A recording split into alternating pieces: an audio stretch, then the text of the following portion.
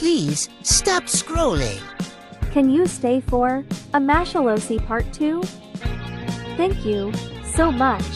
Zahra is Meliadoul, Amy's daughter. Zahra and her mother do bake together, and those moments are some of the few times their relationship feels soft and uncomplicated, but their bond is far from perfect. Meliadoul does care for Zahra as her daughter, yet she also sees her as something more and something less. To Meliadoul, Zahra is not only her child but the vessel meant to carry her teachings, her discipline, and her legacy. This mindset, fueled by Meliadoul's obsession with reputation, perfection, and Zahra's supposedly ideal cellular structure, shaped her entire upbringing. Even the smallest cold or scratched knee became a dramatic crisis. Meliadoul would treat its knees like a catastrophic system failure, panicking about inefficient mana pathways or slacking cells as if Zahra's biology reflected her own competence. Her attempts to fix these minor issues often spiraled into overwhelming interventions revving up her magical chainsaw to shave off defective cells, threatening forced evolution over soup and rest, or frantically winding her key of life while crying that she was the worst mother creator ever.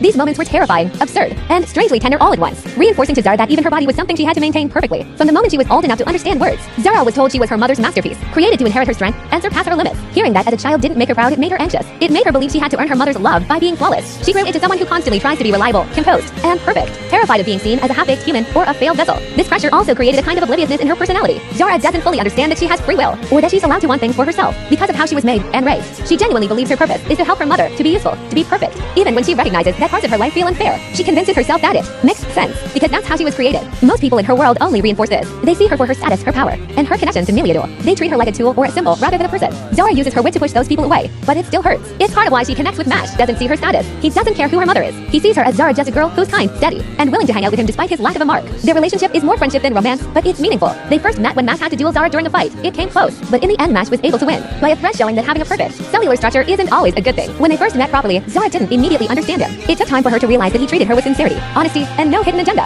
Mash's outsider status made him someone she could relate to. He was different in a world obsessed with magical status, just like she was though for opposite reasons. Zahra became his quiet defender, using her sharp passive recursive, which has shut down insults before Mash even realized he'd been targeted. In return, Mash offered her something she rarely experienced: simplicity. He didn't complicate things. He didn't expect perfection. He didn't see her as a project. Being around him felt refreshing, like she could finally exist as herself, not as a legacy.